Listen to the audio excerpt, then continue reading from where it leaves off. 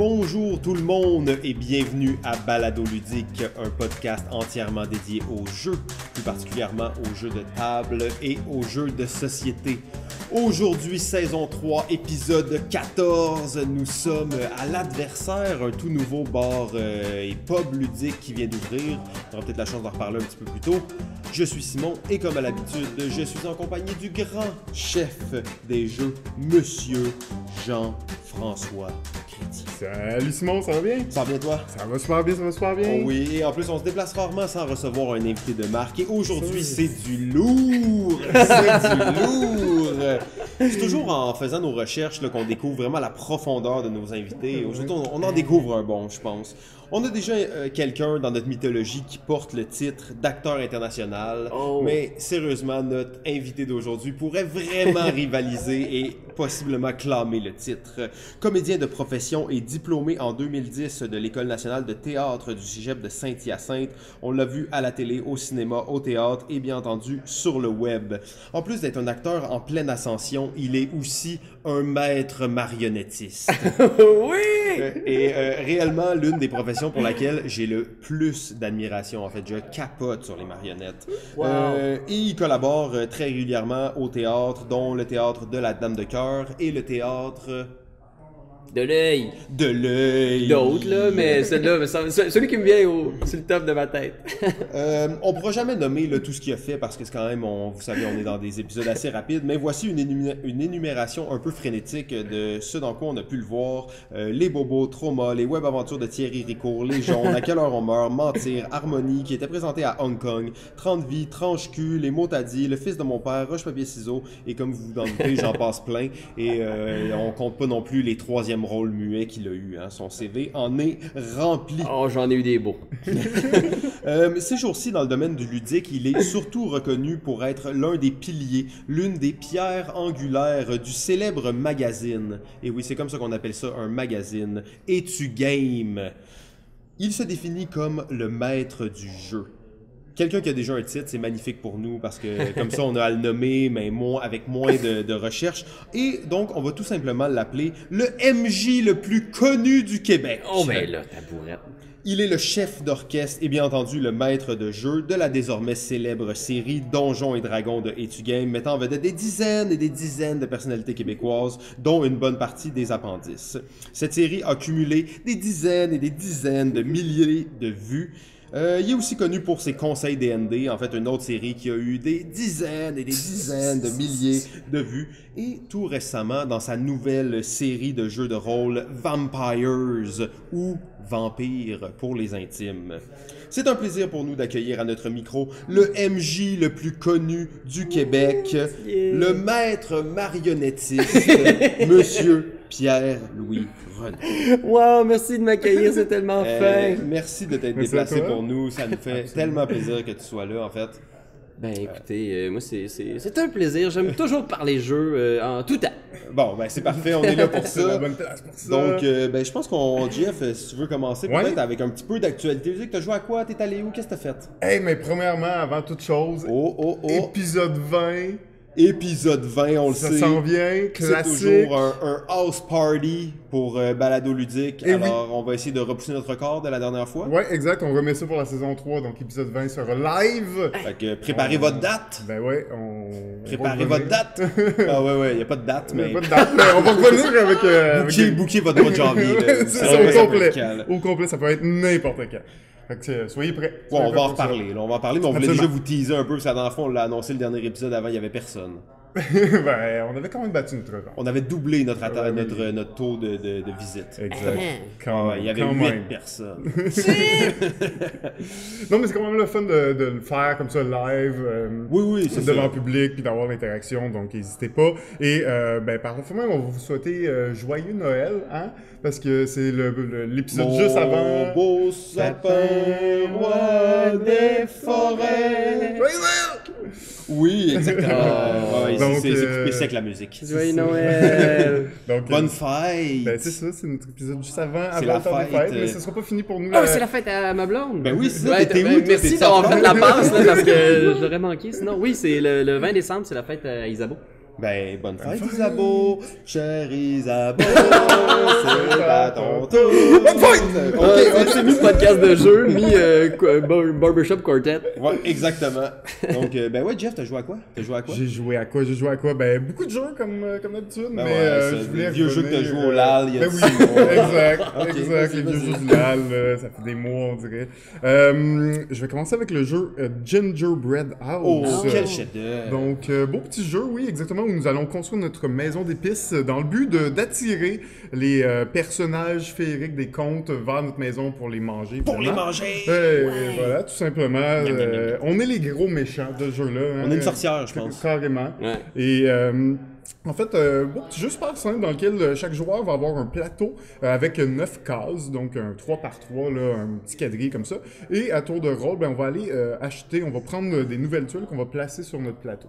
Notre but, ça va être de faire des combos, donc de matcher des symboles sur les tuiles. Il va y avoir différents types de symboles. Notre but, ça va être de les matcher dans le but d'aller chercher des points qui vont nous permettre d'attirer les vedettes, là. Pas les vedettes, là, mais les Le vedettes. chaperon Ben oui, Oui, c'est c'est ça. ça. Les vedettes de Disney vers notre maison pour éventuellement les capturer là, et les manger. Donc, j'ai trouvé que c'était un beau petit jeu vraiment simple, mais qui marchait très bien. Je trouve qu'il y a quelque chose de patchwork dans le jeu, mais avec un aspect de 3D, parce que vraiment, on va empiler nos tuiles une par-dessus l'autre. Évidemment, il va y avoir des étages qui vont se créer, mais tu vas regarder toujours le dernier symbole visible qui est présent, qui va avoir un effet. Donc, il y a un petit peu cet aspect-là, 3 dimensions, on va construire une maison. Puis, bon, la thématique, je pense, qui est assez originale. Là. Rarement j'avais vu ce genre de thématique-là. Là. Donc, je pense que tu l'avais essayé, toi aussi. Là. Oui, absolument. Moi, j'avais adoré ça. C'était vraiment cool. Toi, t'as joué aussi, Pierre-Louis, à ça? Ouais, on a joué au LAL, justement, Ouais. puis moi, j'avais vraiment aimé, j'étais un peu un tripeux de petites applis aussi de téléphone à la Candy Crush. Oui, ben ça Ah, rappelle il y a Candy ça un Crush. peu. Il y a un hein. petit élément de ça qui est quand même assez agréable. Puis tout le ton, toute la mécanique simple de vouloir faire la petite maison parfaite. Je trouve que c'est parfait. Cocooning, l'hiver. Ouais, hein? Pour Noël, là, je trouve que c'est un bon. Ouais, Une un bonne bon petite choix, affaire, un bon ouais. choix. C'est un jeu duquel on va sûrement reparler d'ailleurs dans un épisode subséquent, sans trop vouloir divulgacher. Sinon, Pierre-Louis, toi, j'imagine, t'as joué à plein de jeux, t'es un adepte ultime. Qu'est-ce que t'as fait récemment de ludique? C'est une bonne question, mais dernièrement, c'est ça, on a eu une période assez intense de ludisme parce que là, on est en préparation de notre top 10 des meilleurs jeux de l'année 2018 avec Edu Game. Ça veut dire que vous en testez, là. Ouais, on essaye de tester. Là, on en a échappé quelques-uns. Là, c'est canné, on a fait le top 10. Ok, c'est là, c'est dans la poche. C'est dans la poche déjà, fait qu'il y a toujours les petites déceptions des jeux qu'on n'a pas eu le temps d'essayer, mais on a fait un gros rush dernièrement, puis la patente qu'on a essayé, c'est... Je sais pas si on avait parlé dernièrement sur le podcast, mais c'est Fireball Island, Magnifique. Moi, j'ai pas joué encore, mais... le gros cossin de Restoration Game. C'est un retour à un vieux jeu des années 90. Ah, des jeux de jeunesse, hein? 86, si je me trompe pas. 86, puis c'est une île en plastique qui crache des boules de feu pour faire tomber vos C'est personnages. parfait. Man, c'est tellement rigolo, tu sais, puis on l'avait essayé pour le fun, pour voir, OK, qu'est-ce que c'est.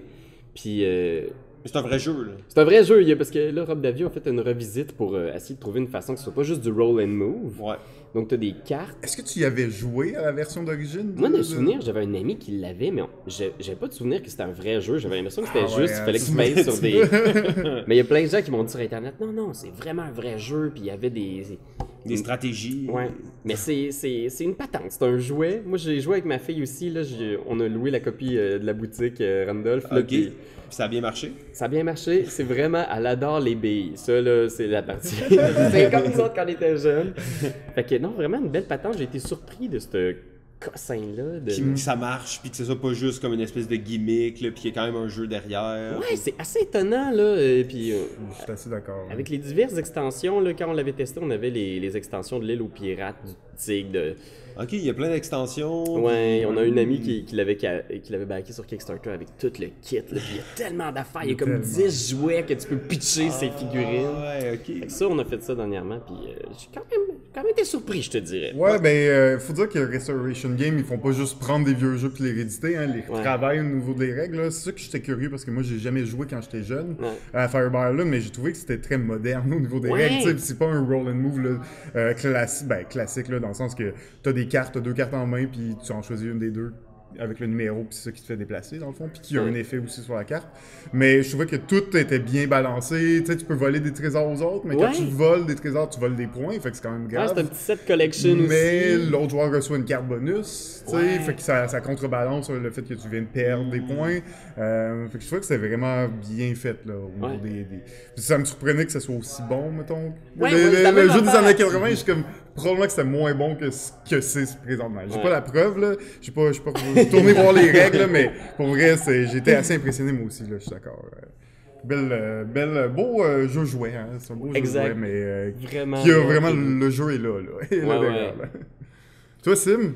Oui, ben moi je vais faire mon mea culpa. Ah ben voyons donc. J'ai joué à un jeu récemment, en fait j'ai joué plusieurs parties d'un jeu que je n'avais pas joué, qui est un classique, qui se retrouve dans le top 10 de plein de gens et dont j'ai honte de ne pas avoir joué. Mais là je l'ai acheté, je joue sans arrêt. C'est les Châteaux de Bourgogne. Ouais, fait que... Tous ceux là, qui pensent que c'est vraiment bon pis tout ça, ben allez chier parce que moi je suis en train de le découvrir pis c'est vraiment cool! Donc c'est ça, je capote en fait sur ce jeu-là. J'imagine que la plupart des gens ont déjà joué, mais très beau jeu où on va bâtir un domaine avec dans le fond nos châteaux, nos champs, nos bateaux. Très thématique, Stéphane Feld bien entendu au sommet de son art. Donc jeu ultra serré, ultra stratégique, trop de décisions, pas assez de temps. Exactement ce qu'on veut là, d'un genre de jeu euro bien déchirant là, où on n'a pas le temps de faire tout ce qu'on veut. La partie se termine toujours un petit peu trop tôt. Tu comptes tes actions, tu penses, mais très fluide, beaucoup de possibilités. Donc c'était ça mon mea culpa du jour. Fallait que j'en parle, que j'ai joué et j'avais jamais joué avant, mais j'adore ça. Ouais, mais déjà que t'aimes ça, c'est pas pire, là. Ouais, c'est ça, je me ferai pas trop juger, au moins. C'est ça.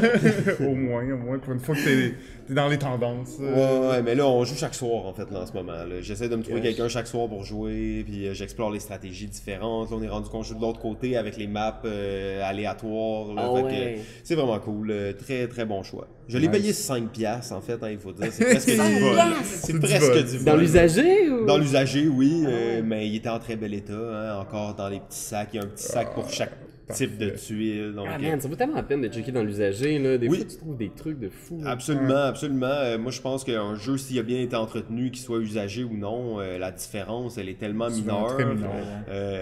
Puis la moitié des jeux que les gens achètent, ils vont jouer 2-3 fois, après ça, ils joueront plus. Ben, pourquoi pas aller dans l'usager. Donc, vive le marché de l'usager. C'est dit. Yes! Fait que Jeff, t'as peut-être un autre petit jeu que tu pourrais nous parler? Peut-être un petit dernier, oui. Jeu qu'on a joué ensemble d'ailleurs. Ah ouais, on était ensemble. Oui. Tu vas parler de ça là? Ben oui, c'est correct. Ok, parfait. Ouais, c'est bien correct. Je sais que t'as trippé, là. Pas ça! Oh mon Dieu! J'aurais pu te laisser en parler, mais tu vas pouvoir commenter évidemment. C'est le jeu Untold. C'est un jeu fait par le même créateur que les Rory Story Cube. Alors, je me rappelle plus du nom. Rory O'Connor. Mais en réalité, je sais pas à quel point il est impliqué dans le développement de ce jeu-là, mais c'est un jeu qui utilise le système des Rory Dice Cube, Story Cube. Exactement. Donc, c'est vraiment un jeu de plateau qui utilise un peu le même concept que les dés, c'est-à-dire créer une histoire en commun. La différence, c'est que il va y avoir un plateau, il va y avoir des étapes à notre scénario, parce qu'on va créer une genre de mini-série où on va faire plusieurs épisodes, puis chaque épisode va vraiment avoir plusieurs étapes. Donc une partie, c'est créer notre épisode. Chaque joueur, on va prendre une fiche de personnage, on va marquer notre c'est nom. vraiment un roleplay. Hein, c'est vraiment du roleplay, exactement. C'est bon que tu sois là, qu'on en parle aujourd'hui. Ça fit bien. Ouais, parce que c'est un jeu où, en réalité, il n'y a pas de gagnant, pas de perdant, tu gagnes pas ou tu perds pas la partie à la fin. C'est vraiment, le but, c'est d'écrire notre histoire, puis arriver à la fin, avoir un beau dénouement, puis avoir eu du plaisir. Ah ouais? C'est vraiment juste ça. C'est un système de roleplay, mais très encadré, mettons, là, tu sais, c'est comme une... Ça pourrait ne même pas être une introduction, mais c'est un style de roleplay qui est très encadré. Ouais, d'une certaine façon, parce que, oui, tu vas être guidé par un peu les plaquettes que tu vas tourner. Donc, il va y avoir comme 5 étapes à l'histoire, puis à chaque étape, il y a une série de plaquettes. Tu vas en prendre une au hasard dans, mettons, le numéro 1. Lurk in the shadow. Ouais, c'est ça. Fait que là, tu vas prendre la 1, c'est un peu l'introduction. Il va y avoir des symboles, tu vas rouler les dés, on va choisir les faces de dés qu'on a roulées pour mettre ces symboles-là sur le plateau, et ça va nous guider sur notre histoire qu'on va vouloir faire. Fait qu'avec les dés, avec c'est quoi le type de menace sur le plateau qu'on a retourné, avec les symboles qu'on a tournés, on va tout simplement en commun créer une histoire. Donc, on va faire évoluer nos personnages à tour de rôle, on va pouvoir insuffler une nouvelle idée à l'histoire, faire avancer l'histoire. Donc, chaque partie du scénario elle va être plus ou moins long, là, selon quelques petites mécaniques là, que Ouais, ben que moi, je fais à travers. Là, ce que j'ai adoré, en fait, justement, c'est que dans le jeu, en réalité, à ton tour, t'as deux choix. Soit que tu fais une action, que tu vas résoudre un peu à la manière d'un roleplay standard, donc tu vas piger une carte de résolution, puis ça va te donner un peu ton outcome, justement. Tu vas dire, j'essaie de faire ça, puis tu regardes si ça marche ou ça marche Ok. pas, avec géré par des cartes.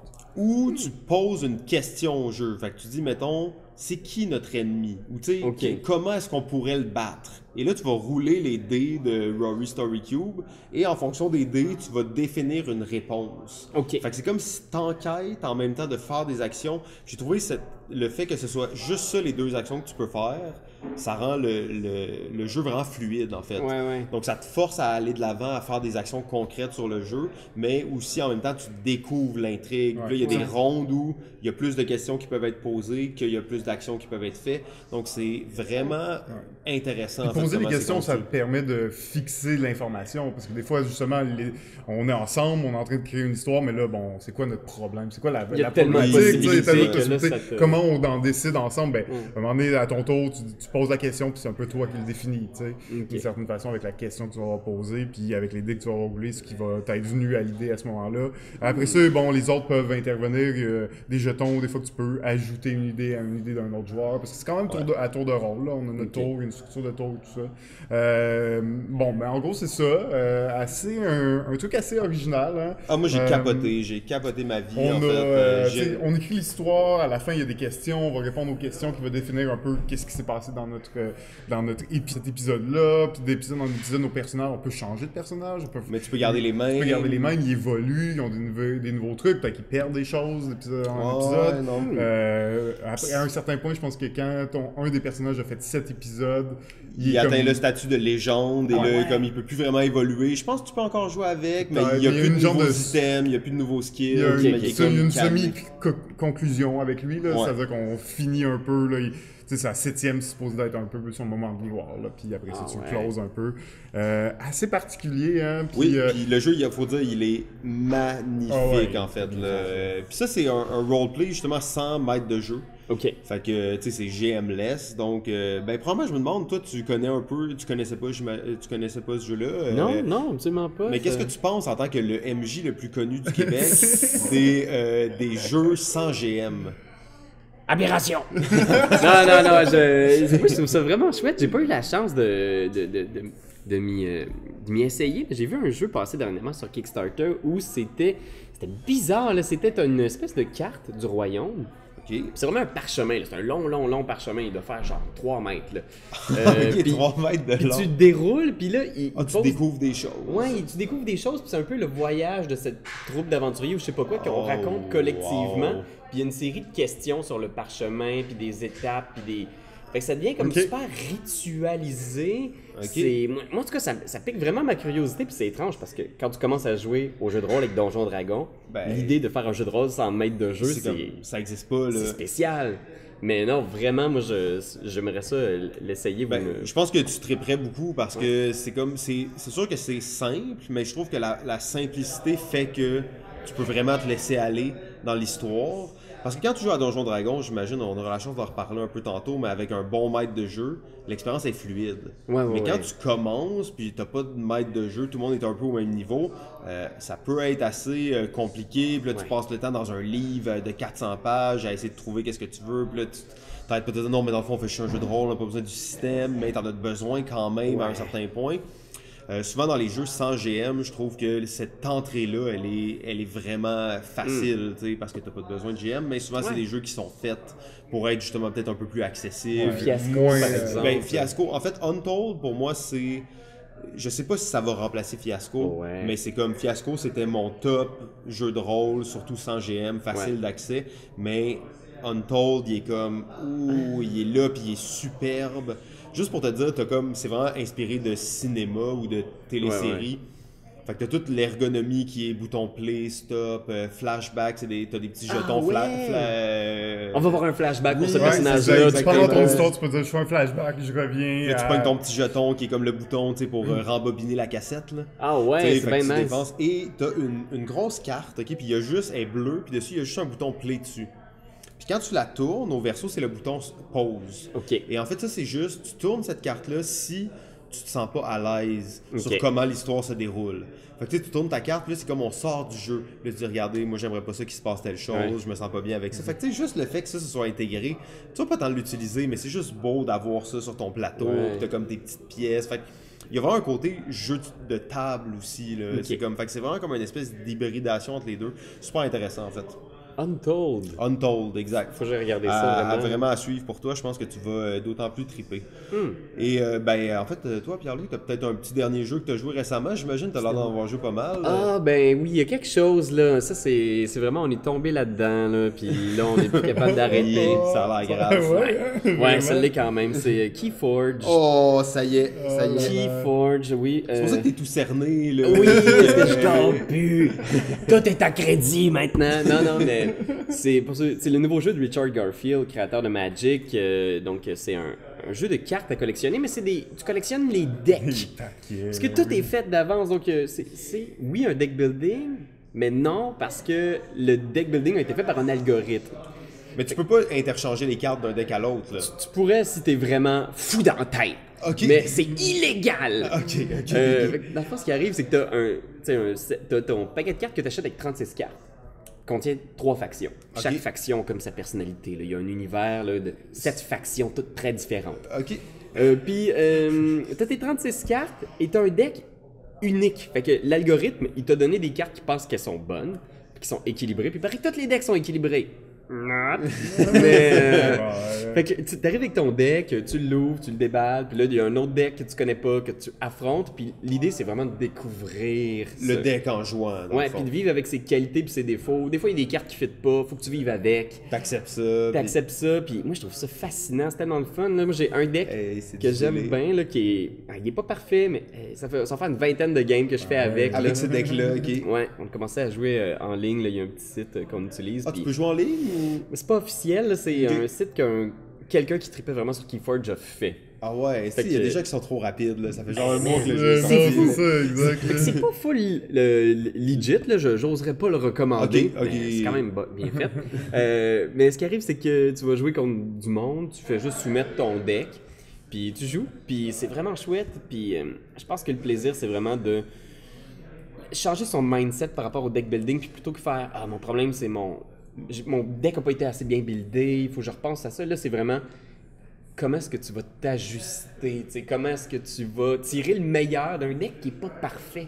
Puis moi, je trouve ça fascinant. C'est Ben, vraiment le fun. c'est un concept vraiment unique en fait là. Ouais. Et la question que, là, que je me pose, tu sais, puis je veux pas être trop, tu sais, moi les cartes, les collectibles, ça me fait peur. Tu sais, Ouais, ça ouais. me fait vraiment peur parce que je sais comment c'est facile de Tomber là-dedans. sombrer Dans dans la l'enfer de Ouais, très facile.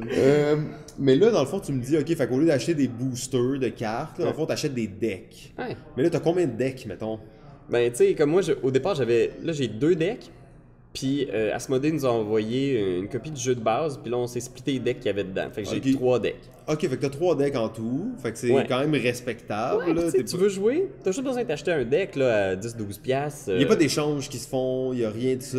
Tu peux changer des decks. Mais t'échanges des decks. Ouais. C'est parce que toutes tes cartes sont identifiées au nom unique de ton deck. là. Ouais, c'est Puis là, ça. c'est des noms tu sais, pas possibles. Ben, ça, là, c'est des de- noms générés là, par ordinateur. Ouais. Puis il y en a plein qui sont comme un peu. La croustade du destin, le soldat du hasard, la dame qui n'aimait pas les camemberts, puis je sais pas quoi. Ok, là. ok, vraiment des Ouais, trucs des délirants. là. funky. Ouais, c'est drôle. Ah, ben en fait, là, tu m'excites parce que pour de vrai, j'avais pas compris le concept. Je pensais que c'était des cartes générées aléatoirement. Mais dans le fond, c'est des decks générés Ouais, aléatoirement. Avec Fait que là, dans le fond. un lot de cartes qui existe, puis que... Comme de gros poules de cartes, puis là, l'algorithme fait.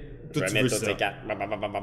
Ok, fait que là, je peux aller m'acheter un deck, commencer à jouer de même. Ouais, puis tu vas avoir un deck unique, il y a personne au monde qui va avoir le même deck que toi. Ok, C'est bon, mais Là, tu c'est fais ça. comme, ah man, j'ai jamais vu cette carte-là, man. Ah, je suis pas sûr que ça fit. Puis là, il y a t'as sort dans le game, c'est comme, hey man, cette carte-là vient de me sauver à la game! c'est ça qui est le fun. Ok, nice. Mais Ça a l'air très cool. On m'a dit en que fait. c'était pas très compliqué aussi, hein, assez fluide comme gameplay. vraiment, là. Tu sais, c'est sûr, il y a quand même un peu de lecture de cartes, mais là, il y a les decks en français qui sont sortis. Puis, non, mais j'aime vraiment ça. Il y a quelque chose un peu aussi. Mais ça a rendu comme le jeu plus léger, peut-être? C'est comme un jeu de cartes un peu plus léger, vu que t'as moins de contrôle ou... C'est dur à dire. Il est peut-être un petit peu plus léger parce que, mettons, pour jouer en compétition, il y a pas l'espèce de grosse pression d'avoir le deck parfait que tu as investi 500$ dedans. Ouais, c'est ça. Fait que ça, c'est vraiment, ça enlève cette pression-là. Puis, ouais, à la limite, je pense qu'il est un peu plus léger parce que tu pourrais arriver, puis c'est ta deuxième game, puis tu pourrais être en mesure, avec un peu de chance, puis des bonnes combinaisons de cartes, de battre quelqu'un qui est à sa 50e game, là. Ouais, ok, parce que lui, il a hérité d'un deck merdique, genre. Ou peut-être qu'il a juste pas la bonne main. Puis tous les decks sont censés être balancés. Fait que c'était une bonne idée un peu de c'est quoi un bon deck building. Ouais. Quand Tu jouer peux voir avec tes synergies, pis ça. Exact. Mais là, t'as quand même dit clairement qu'il était pas tout balancé. Ben, tu sais, Ouais, ça doit être. c'est qu'il y a certains combos, là, que, tu sais, le monde commence à voir qu'il y a peut-être certains combos qui sont vraiment, vraiment puissants. Genre, ça peut te faire gagner la game au deuxième tour. Mais il paraît qu'il y a 0,08% des decks qui Qui ont ça. contiennent ces cartes-là. Ah ouais, ok. Puis encore, il faut qu'ils sortent sa bonne main. Quelque chose ok. de même. Mais tu sais, somme toute, grosso modo, tous les decks sont censés être assez équilibrés. Puis même si c'est un deck qui est un petit peu moins. Je sais pas comment dire, qui a pas les grosses cartes du méta que tout le monde en recherche, c'est pas bien grave. L'important, c'est d'avoir du fun puis d'apprendre à. Se donner comme défi de. Man, ce deck-là, là, je vais y faire monter sa cote de victoire. Je Là. vais Je le sais qu'il est poche, maîtriser, mais je vais là, le maîtriser. ouais. Ouais. Ah non, mais c'est là qu'on voit que Richard Garfield, en fait, c'est réellement un gars génial, en fait, hein, qui connaît tellement les jeux de cartes. Ce que je trouve fou de ça, c'est que dans le fond, il va créer un genre de collectible card game dans lequel ce qui enlève du jeu, c'est la méta. Ben, Tu sais, parce qu'il y a plus de. Tu construis plus ton deck, donc il n'y a pas de méta. Ben, il doit en avoir une certaine Ouais. sur les combos de cartes, mais tu sais, il n'y a pas de méta générale. Et ça, on s'entend que tous les jeux de cartes, ils vivent autour de la méta, tu sais. Mais Ouais. en fait, c'est pour ça que je me dis quel génie. Et là, on pense aussi, juste pour faire un petit pont, en fait, conclure là-dessus, c'est que là, il y a quelques jours à peine, en fait, il y a un mois pour quand cet épisode-là va sortir, mais il vient de sortir un autre jeu, Richard Garfield aussi, il vient de sortir Artifact, Ah ouais? qui est un jeu sur Steam, un jeu de cartes digital numérique, désolé. Un jeu de cartes numérique fait par Valve, puis c'est dans l'univers de Dota 2. OK. Puis en fait, pourquoi est-ce qu'il l'a fait numérique? C'est que c'était un jeu qui avait absolument besoin qu'il soit numérique. OK. Fait que tu sais, donc ça fait longtemps qu'il travaille là-dessus. Donc on voit que c'est quelqu'un quand même qui repousse aussi ce qu'on peut penser des jeux de cartes. Fait que c'est vraiment intéressant. Donc moi j'ai eu des très bons commentaires là, Ouais, sur hein. Artefact. Fait que, à suivre. Mais bon, hein, deck de Keyforge, deck de Keyforge. En fait, on va ça. peut-être finir l'épisode maintenant. Il est pas si. On a encore Il doit l'heure. l'avoir ici. Ah, j'aime ça, mes decks. Il est pas trop tard pour aller explorer ça. Magnifique, ben je pense que ça fait pas mal le tour hein, de notre petit moment d'actualité Absolument. ludique. Oui. On va maintenant passer à la partie d'entrevue, alors découvrir un peu qui est cet homme qui se trouve devant nous, Pierre-Louis Renaud. Comment devient-on un maître marionnettiste? Un maître marionnettiste? Oh mon Dieu! C'est tellement. Tu sais, c'est ça, il y a quand même une split là, dans ce que je fais dans la vie entre le jeu de société et la marionnette. Là, mais à la base, la marionnette, c'était une job étudiante parce que moi, je viens de Saint-Hyacinthe. Et en fait, je suis pas originaire de là, mais j'ai fait mon cégep là-bas pendant. J'ai fait comme. 6 ans de cégep. À peu près, là, parce que j'ai fait Explo 2 ans, après ça, j'ai eu une année sabbatique, puis j'ai fait toute la formation à l'école de théâtre là-bas qui était 3 ans. Fait que, puis là-bas, c'est pas loin de Upton où il y a la Dame de Cœur. Puis je travaillais là, je travaillais dans les ateliers, j'allais faire des animations, entretenir les marionnettes, des affaires de même. Puis j'ai découvert ça. Puis tu sais, t'apprends ça nulle part, la marionnette, dans les écoles de théâtre. Il n'y a ouais, pas de cours de ça. ou- Là, il y en a un à l'UQAM, un genre de DESS. Je sais pas s'il est là à chaque année, mais bref, tu sais, C'est rare, là. c'est rare. Fait que, puis surtout, quand tu étudies en théâtre, c'est vu avec un petit peu. Pas Tu y penses pas, là, mais... C'est ça, on imagine ça comme pour enfants, puis c'est un peu niaiseux. Puis, mais j'ai comme découvert ça, puis j'ai rencontré le monde qui travaille là-dedans, puis finalement, on s'est mis à faire des petits shows niaiseux, tu sais. On a fait un show, d'ailleurs, vraiment pas loin d'ici, qui s'appelle Pickle et Ruffle, une histoire d'amour all dress, qui est l'histoire d'une chip ordinaire qui tombe en amour avec un pickle. et dans un bar, puis c'est une histoire d'amour tragique qui finit en smoke meat. Puis, fait que on est parti sur des délires comme ça de théâtre d'objets, théâtre de marionnettes, puis je finis par travailler au théâtre de l'œil, à l'illusion, puis j'ai rencontré le monde qui font de la marionnette à Montréal, puis ils sont tous vraiment nice, fait que voilà. Et c'est un art, j'imagine, assez... On parlera pas de ça tout le long, mais tu sais, moi je suis... Ben pourquoi pas? Je pense pas que c'est quelque chose qui a assez de place dans le dojo, tu sais. Ah ben. Mais d'ailleurs, on l'a vu cet été avec les marionnettes géantes qui venaient à Montréal, puis c'était comme l'attraction, tu sais, fait qu'on voit qu'il y a quand même quelque chose là-dedans, mais c'est compliqué, j'imagine, hein. Faut que t'aies comme vraiment une bonne dextérité de tes mains, de tes pieds, de ta tête, de tout. Ah ouais, tu te fais taper dessus beaucoup, tu sais, parce que c'est vraiment tough. Fait que des répétitions de marionnettes, c'est souvent de se faire dire que ce que tu fais, c'est pas bon, tu sais. C'est souvent même en théâtre aussi, mais tu sais, quand tu finis par comprendre un peu la twist de ton personnage, souvent le monde te laisse tranquille, mais en marionnette, t'as pas le choix, il faut que tu sois rigoureux, tu sais. Puis c'est tough aussi physiquement, dépendamment de la marionnette que tu travailles, ben des fois... tu vas suer, là, ou... Ouais, ou ça va te faire travailler le muscle que t'as jamais utilisé de ta vie, tu sais. Le petit doigt. Exact. Petit mouvement subtil. T'es comme, hey man, je suis raqué, man, de cet ongle-là, je comprends pas ce qui arrive. Mais ouais, c'est fascinant. Et j'imagine que tu vois un parallèle entre le fait d'être marionnettiste et maître de jeu. C'est une bonne question. Ben, il y a peut-être des petits parallèles quand même. Est-ce que t'es un genre de mastermind, maître de l'ombre, qui aime ça manipuler les gens, ou... Tirer les ficelles.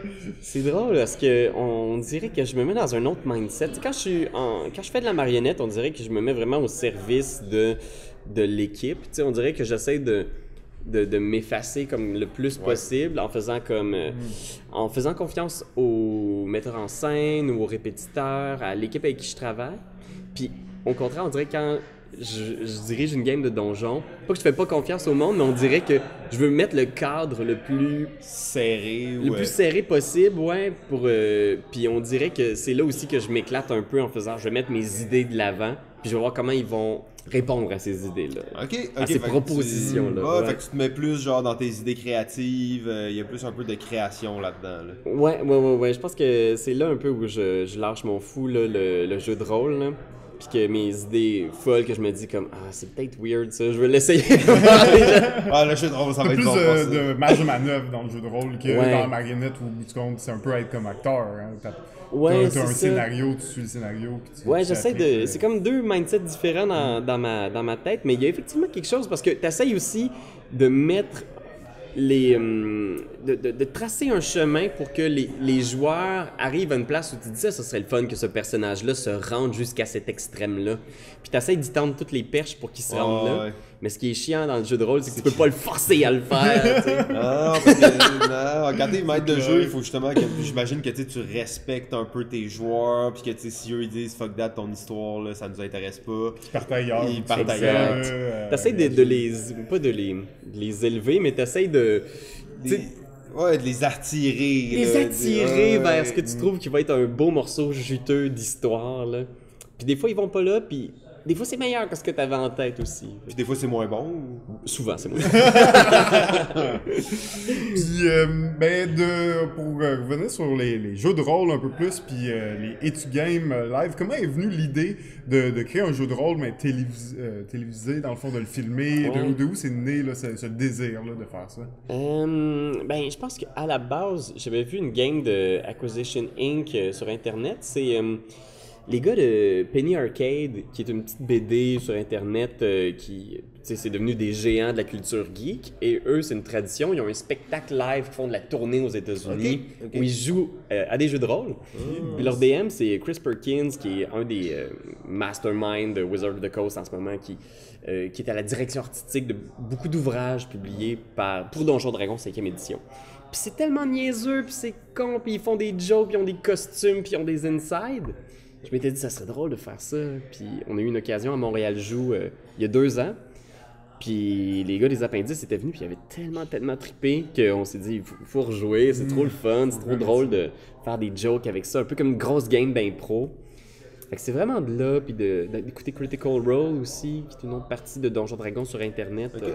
C'est un récit déjà populaire, ce genre d'émission-là sur Internet en anglais, hein, Ouais, avant que vous commenciez. Le phénomène avait déjà commencé aux États-Unis depuis quelques années, puis je m'étais intéressé à la chose un peu de loin, mais c'est tellement le fun. J'ai recommencé plein de podcasts de gens qui jouent à Donjons Dragons ou à Pathfinder.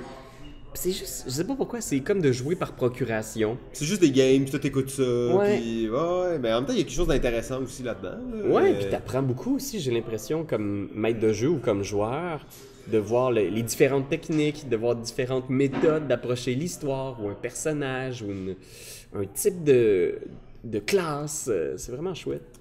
Ben là, en fait, je vais dévier un peu du script parce qu'on est rentré dans un truc quand même que je trouvais intéressant. T'amenais justement l'idée un peu d'avoir des aptitudes, de développer des aptitudes. Ouais. Mais j'ai l'impression que dans le jeu de rôle, il y a beaucoup ça. Tu sais, il y a beaucoup pas une sorte de code, mais tu sais, tu peux être bon, tu peux être mauvais. Là. Et la pratique va vraiment aider les joueurs souvent à être plus à l'aise ou à faire des bonnes références, à bien amener l'histoire, à s'assurer que c'est bien raconté. Pour les maîtres de jeu, ça doit être la même chose aussi, là, j'imagine. Ouais, vraiment. Puis, tu sais, je pense que, tu sais, comme c'est un jeu, tu sais, je pense qu'il n'y a pas de mauvaise façon d'y jouer. Je pense que, tu sais, tout le monde peut s'y adonner comme ils veulent. Mais effectivement, j'ai l'impression qu'il y a peut-être certaines techniques, certaines façons d'approcher différents systèmes qui font que tu vas avoir plus de fun au final ou que l'histoire que tu vas créer va peut-être être un petit peu plus intéressante. Puis, tu sais, moi, j'en ai fait longtemps du jeu de rôle avec des gens qui venaient du domaine du théâtre ou de l'impro. Puis on dirait qu'on s'astreignait à cette discipline-là qu'il faut que l'histoire ait un certain standard une certaine profondeur. Fait que, puis ça passe par la technique, puis ça passe par l'écoute, puis ça passe par développer certains skills. Puis tu sais, j'ai été dans plein de games aussi, on faisait juste tuer des oursibous, puis c'est vraiment, vraiment, vraiment correct. Des oursibous? Des oursibous! Oui, il est une des créatures les plus légendaires de Donjons Dragons. Terrifiante! Mais moi, j'aime ça aussi, essayer de chercher quelque chose de plus en me disant comme, je veux faire ça pour toucher à des affaires, toucher à des émotions, toucher à des moments narratifs intéressants qui font que comme quand t'écoutes un vrai bon épisode d'une série télé puis tu fais man, t'as pas l'impression d'avoir perdu ta soirée, t'as l'impression d'avoir vécu de quoi, tu sais. Ben, tu parles justement de l'histoire et désolé, j'ai perdu qu'est-ce que je voulais dire. Non, ben en fait, moi j'avais une question justement parce que tu parles beaucoup d'histoire, tout ça, mais je me questionne à quel point tu vas prioriser l'histoire versus le système de jeu d'une certaine façon, parce que j'ai l'impression que ça peut être très différent dans différents groupes, avec différents maîtres de jeu. T'es le genre de gars à être très strict sur le système ou à laisser l'histoire dominer le système puis à déroger un peu du système de temps en temps, là, si pour toi ça favorise l'histoire? Personnellement, je suis un peu plus du genre à délaisser le système au profit de l'histoire. Ouais. C'est sûr que ça dépend du groupe avec qui tu joues, mais des fois, c'est qu'il y a des moments tellement magiques que tu sens que tu y arrives, mais tu sais qu'il y a un jet de dés entre toi et ce moment-là, tu sais. C'est ça qui est fascinant dans Donjons Dragons, c'est que puis dans n'importe quel système où il y a le dé, les cartes, le hasard, c'est que le jeu n'a pas été conçu à la base pour créer des bonnes histoires. Le jeu a été conçu pour que ça se peut que le gros... Résoudre une chose qui se passe. Tu sais, comme il y a du hasard, ça se peut que le gros méchant que t'imagines vraiment badass se fasse tuer par 2 critiques, tu sais, que ça soit fini en un tour. Puis c'est l'anti-climax total. Fait que des fois, j'ai l'impression qu'il faut que tu connaisses assez bien le système pour mettre toutes les chances de ton bord pour que les moments narratifs que tu veux qu'ils arrivent. Sois fort, puis... Ouais, exact. Puis en même temps, tu veux aussi te laisser assez d'espace, assez de flexibilité pour faire... Si les dés veulent pas que ça se passe, ou si les dés veulent que tel personnage meure, même si je sais que son histoire est pas finie, puis qu'il y aurait plein de choses à dire, il va falloir écouter aussi les dés. C'est quand même un des plaisirs aussi, justement, parce qu'il y a comme cette surprise-là qui est plus dure à avoir quand tu fais juste créer une histoire sans le système autour, tu sais. Ouais. Puis, tu sais, je pense que, en fait, c'est que ça te pousse à aller en dehors de ta zone de confort tout de suite. Parce que des fois, t'imagines l'histoire d'une certaine façon, puis les dés te disent non, ça va être plus comme ça. Puis des fois, c'est encore meilleur. Ça te pousse à juste pas trop t'attacher à aucune idée, aucun personnage, en étant prêt que tout peut changer sur un roulé de dés, tu sais.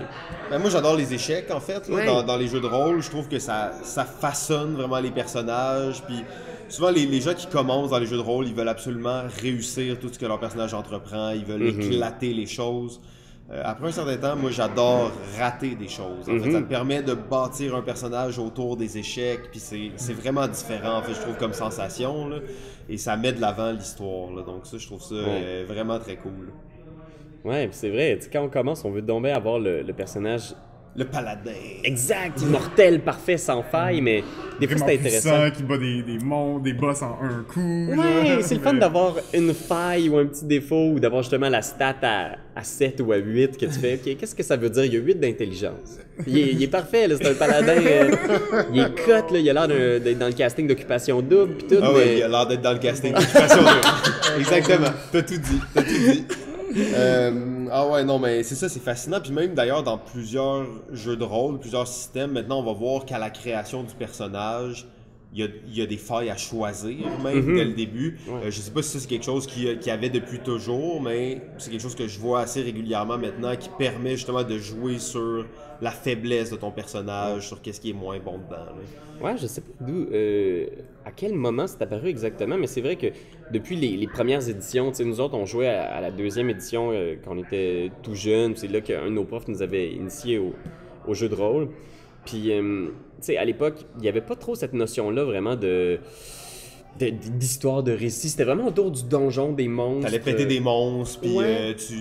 c'était un dungeon crawler, genre presque. Puis déjà, on sentait qu'il y avait il y avait le germe de ça, puis de plus en plus, on dirait qu'avec des trucs comme Game of Thrones, Le Seigneur des Anneaux, peut-être l'âge d'or de la télévision. L'humain qui est au centre de Ouais. de la narration. Là. Que tu fais, OK, il faut que ça aille aussi au-delà de ça. On est, même les jeux vidéo, on connaît à peu près au même moment tu sais, où les jeux vidéo sont devenus comme des fresques narratives super intéressantes. Absolument. Tu sais, il y a des jeux vidéo qui m'ont touché plus que des films que j'ai vus cette année. Fait que je sais pas si tout en même temps, il y a comme eu une évolution dans le En fait, ludisme. tu parles de ça, mais sûrement que tu as remarqué la tendance au niveau des jeux de table. Mhm. Tu sais, la narration dans les jeux de table est de plus en plus là avec les Legacy, avec les Escape Ouais. Room, avec tous les jeux où il y a un scénario qui se développe avec les campagnes. Pratiquement pas tous les nouveaux jeux, mais c'est comme vraiment rendu imprégné dans le ludique. 2018 a été une grosse année de Ouais. ça aussi, là, de jeux Ouais. scénarisés à fond. là. Puis des thématiques plus audacieuses, des trucs qu'on n'aurait pas vu. Tu sais, je pense à Holding On, The Troubled Life of Ouais, Billy Care. absolument. Ça, c'est des Un choses homme mourant qui doit parler, confesser son passé. Tu fais pour mourir l'esprit en paix. C'est un jeu de société, là. C'est... Ouais, puis c'est comme, c'est pas non plus humoristique. Tu sais, ça, je trouve ça intéressant d'aller explorer peut-être justement des facettes qui sont moins. Le ludique, ça reste que c'est cool que ce soit le fun puis tout ça. Mais même, je trouve qu'il y a un intérêt pour les jeux de rôle qui sont peut-être un peu plus sérieux à un certain point. Sans que ça soit un intérêt d'être peut-être télévisé ou ce genre de choses-là, mais juste le fait de les jouer, je trouve ça intéressant comme expérience. Là.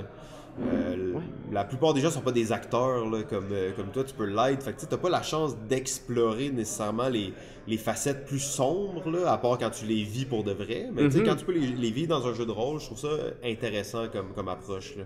Ouais, puis c'est vrai que pour beaucoup, je pense que c'est vraiment une belle façon de... Tu sais, moi, je trouve que ça fait du bien des fois de se donner la chance, justement, soit en faisant de l'impro ou du théâtre ou du jeu de rôle, d'aller vivre un peu ces moments-là qui sont, tu sais, qui sont intenses, mais quand tu sais, mettons d'aller dans une maison hantée, tu as vu des maisons hantées, dépendamment à laquelle, mais tu sais... Ouais, pas celle de la ronde il y a 10 ans. Exact, mais tu sais, de vivre des vraies émotions, d'être comme dedans, de se mettre face à face avec des... Ouais, ben, sortir hors de sa zone de confort, Ouais. explorer des sensations qu'au quotidien, ils sont plus durs à vivre. Là.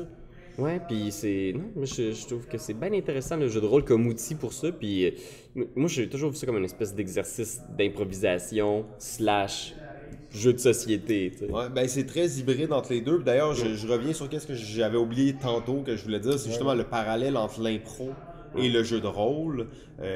La ligne, elle peut être très mince à un certain point. Là.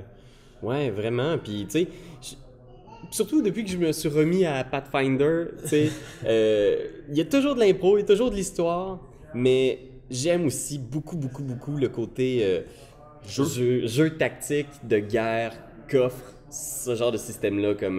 Donc, t'as ta figurine, tu la déplaces. Ouais, je trouve ça cool parce que là, soudainement, on tombe dans un moment un peu, justement, tactique. C'est plus analytique. Plus puis analytique, mais il y a des gros enjeux parce que tu tiens à l'histoire. Ton histoire va être définie par qu'est-ce qui va se passer pendant Ouais. ce moment de stratégie, tu sais. Fait que un peu comme dans un Legacy où tu veux faire une bonne game parce que tu sais que ça va te traîner, mais là, ben oui. tu t'es tellement attaché à ces personnages-là que Tu veux pas qu'ils crèvent, là. tu tu sais. veux pas qu'ils crèvent, puis là tu vois que sa mère est sur le champ de bataille, puis t'es comme genre là, il faut cacher maman, là, il peut pas rester là, puis Puis, ça vient tout changer la tactique. Si c'était juste, ok, on va jouer à Descent, puis on descend au-dessus des monstres, il y aurait pas le même attachement à cette partie-là, les mêmes enjeux.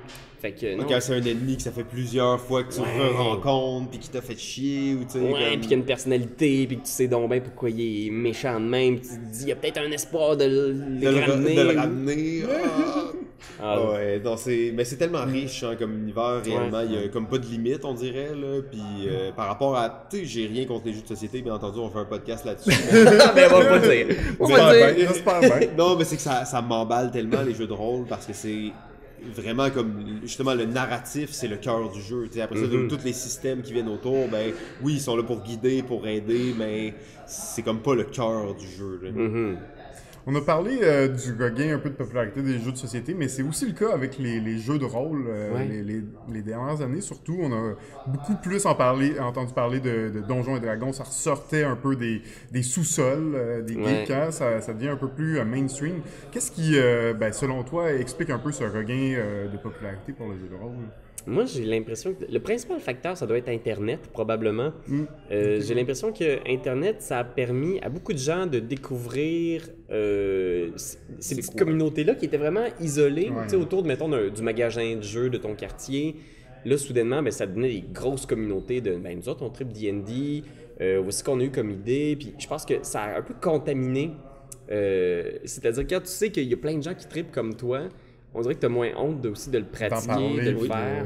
Ouais, puis ça te permet de Ouais. le découvrir même pour certaines personnes qui ont Ouais. aucune idée que ça existe ou comment ça s'aborde. Maintenant, tu veux commencer à jouer, j'imagine qu'il y a 15 ans, commencer Ouais. à jouer, c'était un processus. Là, tu sais. Ouais, c'est ça, c'est pas tout le monde. Puis la vision qu'on a de Donjons Dragons a changé aussi parce que il y avait pas autant, je pense, de médiéval fantastique dans la culture populaire. Ben, tu sais, il y en a toujours eu, mais un peu comme les films de super-héros à une certaine époque, j'avais l'impression que la perspective générale des gens, c'était un sous-genre, puis c'était un peu nunuche pour les enfants.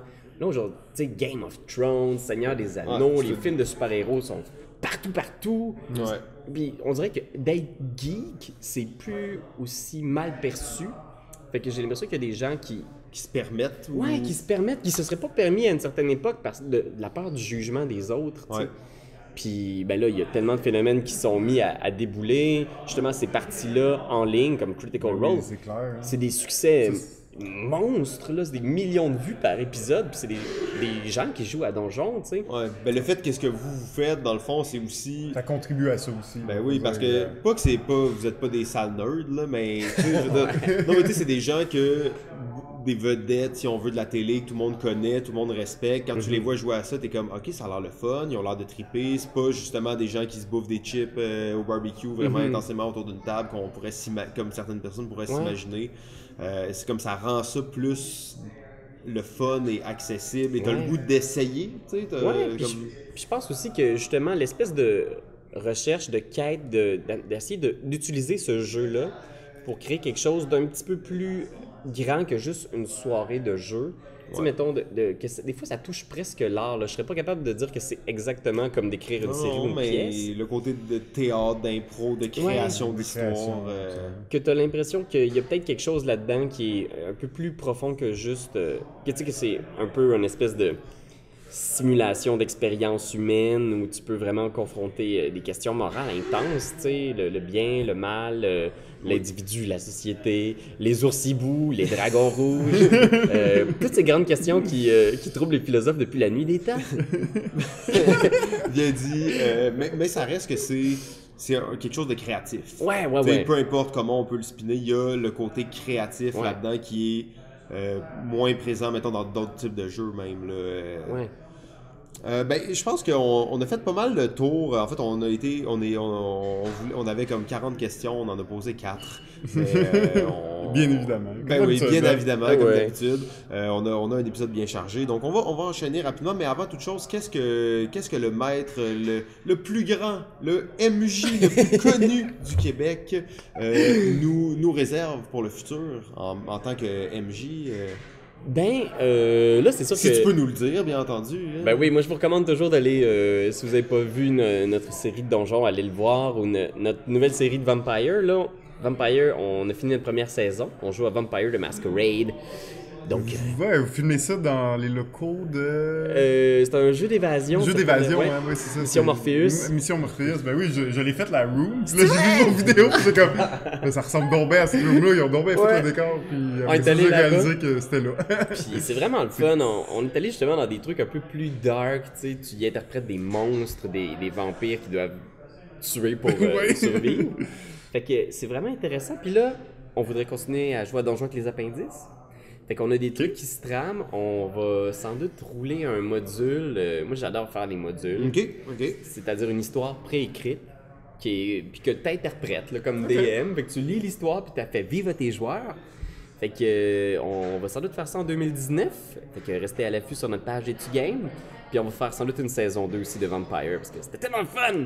Ah, nice. C'était trop tellement cool. fun! Oh, ouais, non, ça vaut vraiment la peine d'écouter ça. C'est super intéressant. Puis justement, on a le côté d'impro là-dedans avec des gens qui sont très drôles, qui ont une belle synergie dans le groupe, avec Ouais, toujours un peu des invités, justement. Fait que Ouais. des gens qui viennent un peu, est-ce qu'ils sont dans le mood ou non, mais Ouais, c'est quand même ouais. cool, tu sais, ça crée quelque chose de vraiment bien.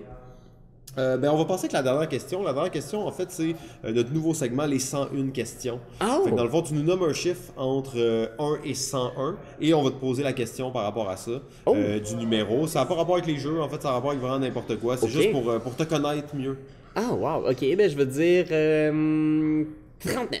Au 39, je pense que c'est la première fois qu'on a ça. Oh! Si tu pouvais être un athlète olympique, ça serait dans quelle discipline?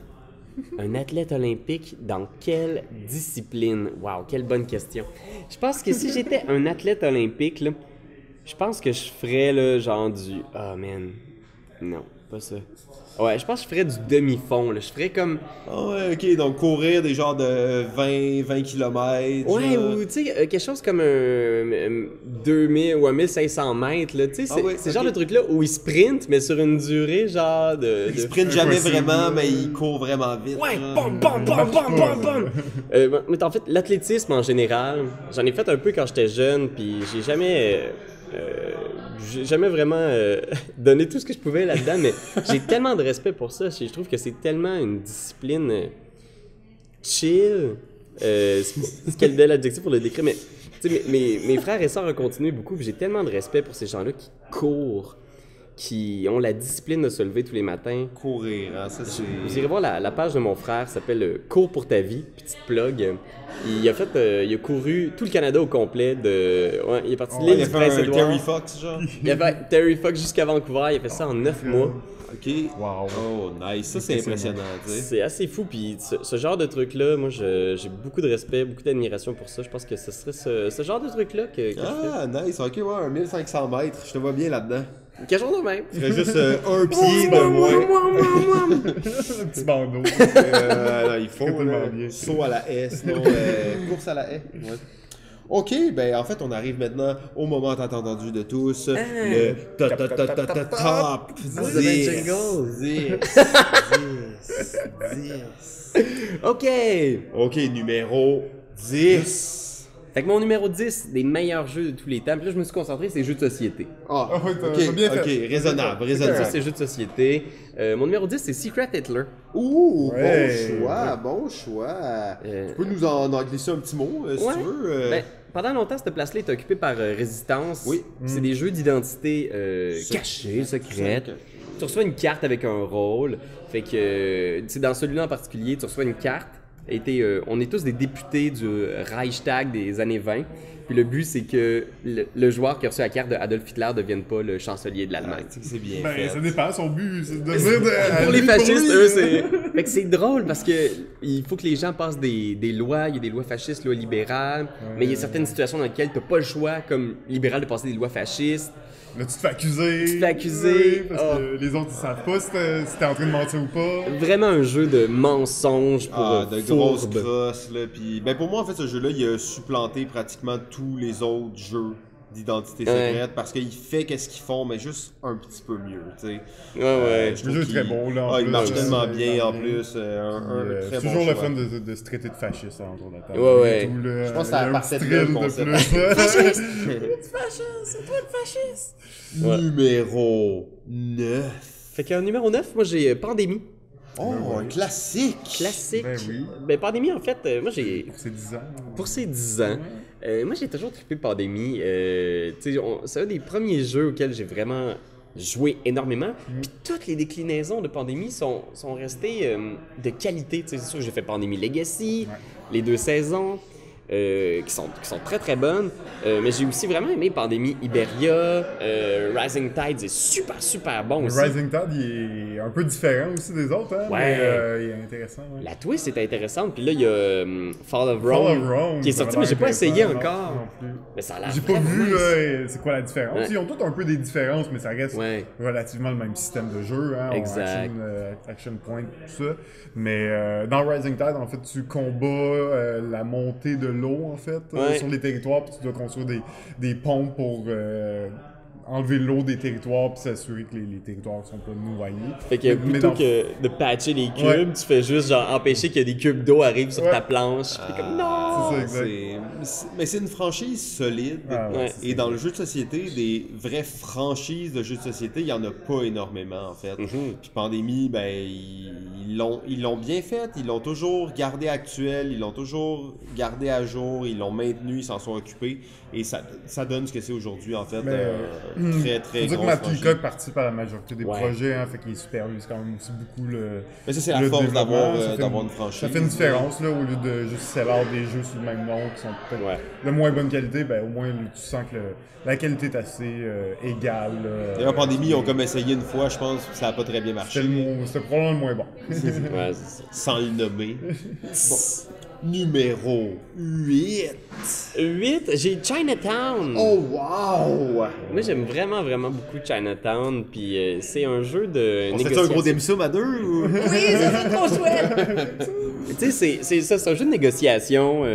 Donc, c'est comme. T'as un petit quartier d'une ville. Et là, comme dans un espèce de bingo, tu reçois des lots, des terrains dans ce quartier-là, au hasard. Et là, tu commences à construire une entreprise. Ce qui arrive, c'est que plus ton entreprise est grosse, donc plus elle couvre de terrain, plus elle te rapporte de cash. Mais là, ce qui arrive, c'est que dans les tours, après, il y a tes amis qui vont hériter les terrains que tu as besoin, puis là, il faut que tu négocies. Puis c'est là que tu fais, OK, man, là, t'as pas besoin de ce terrain-là, je te donne 100 000. 100 000? Tu me niaises? Moi, je veux 100 000, Tu vas faire puis 300 ton 000. resto. Mon resto, jamais tu partiras avec mon resto. Puis c'est vraiment la négociation pure, là. On s'obstine, tu sors les calculatrices. Moi, Gros jeu de négociation. Tu peux Ouais. calculer aussi la valeur des trades aussi. Ouais, Dans ouais. ce jeu-là, il n'y a rien de vraiment caché, n'est-ce pas? Exact. C'est C'est un comme, peu la si t'essaies de beauté, me crosser, je peux le calculer. Que, Faire puis comme voir, de voyons là. donc. C'est ça, exact. Non, ben en fait, moi j'admire ce choix. C'est un de mes jeux de trade favoris de tout temps. Là, en fait, Chinatown, c'est un classique du trade. D'ailleurs, sur la boîte, c'est écrit l'art de négocier. Oh oui. Ben, c'est solide. Moi, j'y rejoue encore très souvent. Puis avec plein de groupes de joueurs différents. Toujours du fun. C'est un bon choix. Bon choix. Numéro 7. 7, j'ai Tammany Hall. Oh. Tammany Hall, c'est un jeu de contrôle de zone. Puis en fait, la première fois que j'ai joué à ça, c'est qu'on faisait de la recherche, je voulais faire un jeu de politique, tu sais, puis j'ai essayé de checker c'était quoi les jeux qu'il y avait, c'est des jeux sur le marché, puis il y a des élections à New York, puis c'est les premières grandes vagues d'immigration. Fait que ce qui arrive, c'est qu'à chaque tour, il faut que tu places des agents sur le terrain pour pouvoir gagner tes élections dans ce comté-là. Mais il faut aussi que tu places des immigrants. Fait que, mettons que tu places des Italiens dans un quartier, tu vas recevoir de l'influence avec les Italiens. Puis quand c'est l'heure de la journée du vote, tu peux dépenser ton influence dans un enchère cachée où on va tout révéler combien d'influences sont bêtes. Fait que si t'as beaucoup d'influence avec les Italiens, dans les quartiers des Italiens, tu peux avoir un petit edge la journée de l'élection. Puis c'est vraiment un très bon jeu de contrôle de territoire, contrôle de zone. Mais la grosse twist, c'est que quand tu deviens maire, après, il faut que tu donnes un rôle politique à tous les adversaires. Puis c'est un peu, tu leur donnes les poignards avec lesquels ils vont te stabber tout le long de la game, tu sais. Fait que tu fais, OK, bon, mon chef de police, ça va être... Oh non, pas toi, parce que tu vas tasser tous mes Italiens de mes quartiers, puis ça devient comme... Mais c'est tellement bon, c'est vraiment excellent, là. Mais c'est excessivement violent. Ouais. Comme jeu, tu sais, c'est comme déjà les jeux de majorité, contrôle de territoire, c'est violent, mais dans celui-là, il y a une tension c'est lourd presque, là, tu sais, comme t'es mal à chaque décision que tu prends. Puis tu vois quelqu'un qui était maire, qui là, il n'y a plus rien sur la il s'est carte. fait wiper. Non, j'avais trouvé ça, j'ai juste joué une fois, j'avais trouvé ça cool, mais j'avais trouvé ça brutal. Ah, ça fait mal, là.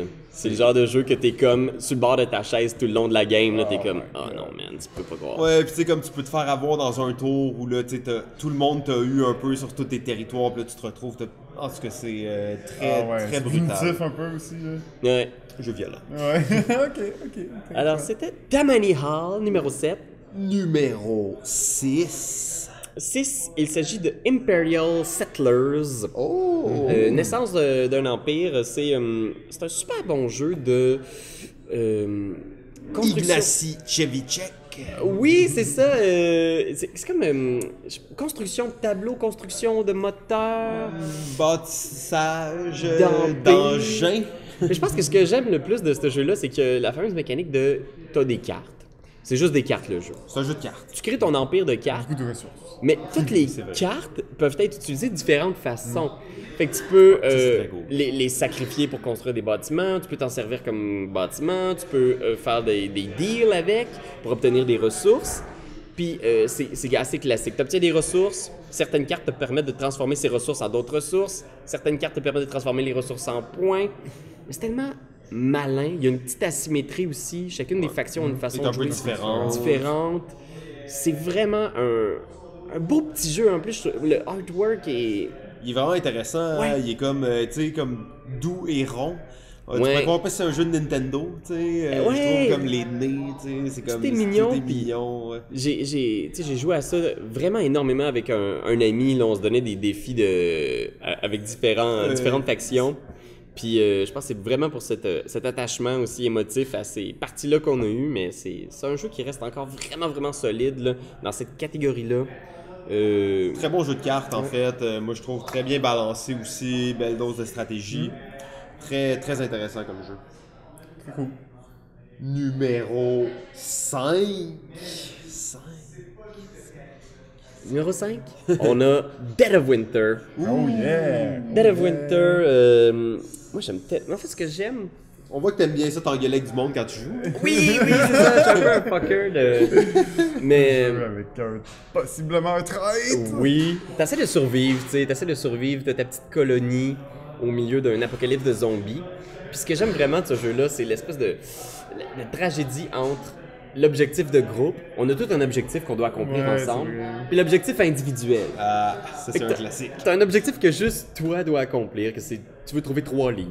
C'est important pour toi dans l'apocalypse, t'as besoin de C'est quoi 3 ton livres. problème? C'est quoi ton problème? C'est ça, il y a justement un des objectifs individuels qui peut être de faire échouer la colonie, puis là, fait que t'es jamais sûr que tu peux faire confiance aux gens, mais t'as pas le choix de travailler en équipe.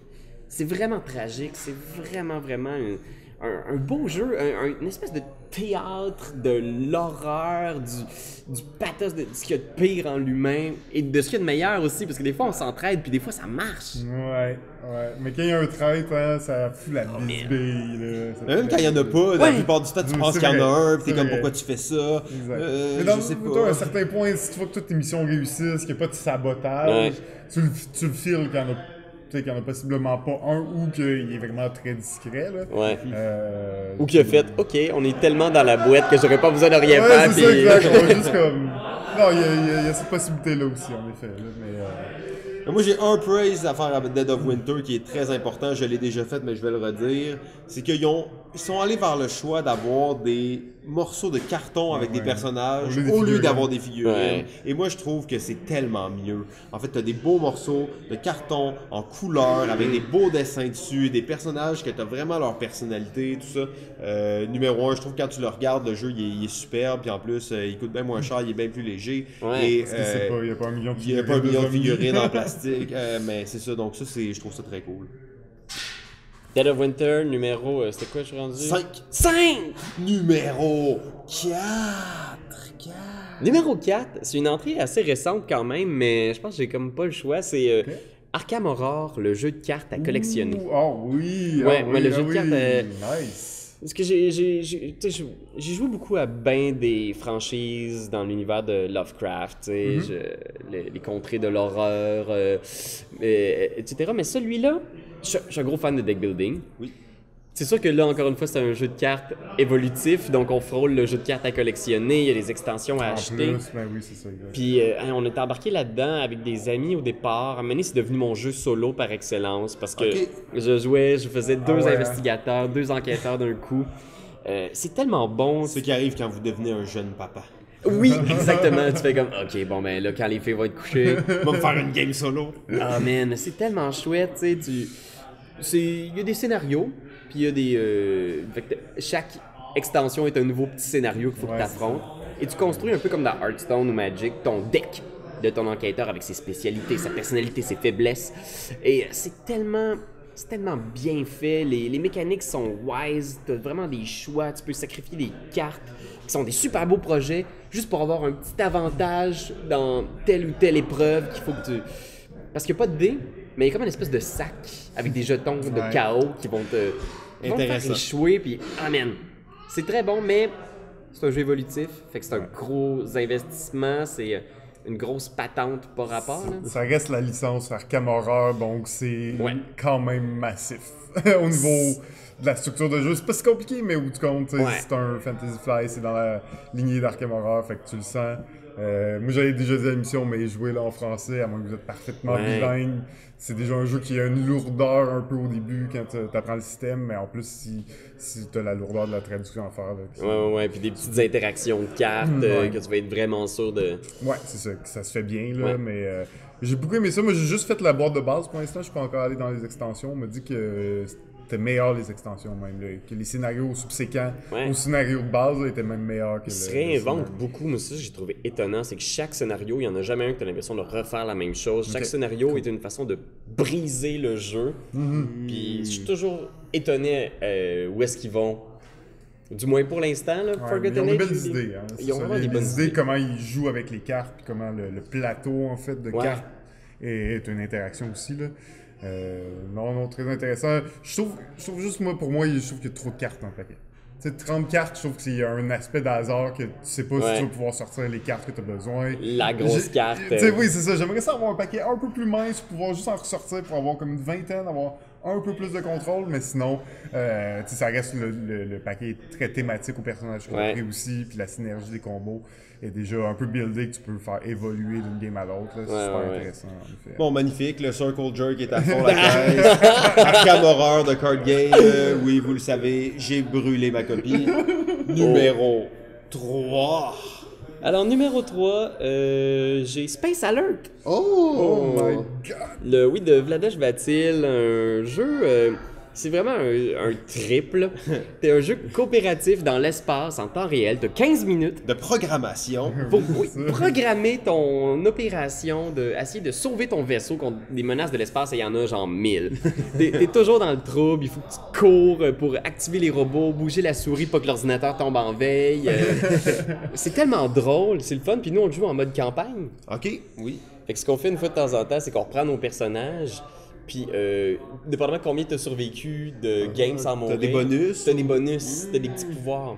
Puis quand tu meurs, ben, tu peux te cloner, fait que c'est pas si grave que ça. T'as juste moins d'XP quand t'as signé ta carte de clonage. Mais vraiment, là, c'est tellement drôle, c'est le fun. On se fait ça au moins une fois par année, là, parce que c'est notre gros délire de gang. Ah ben c'est un solide jeu coop en fait qui pallie pratiquement à toutes les problématiques classiques des jeux coop, mais c'est un jeu qui date quand même d'il y a presque 10 ans, en fait, maintenant. Ouais. Au moins 8. Donc vraiment excellent choix, hein, Space Alert, c'est excitant, t'es là, c'est pas trop long, tu peux justement t'enchaîner plusieurs parties de suite. Ouais.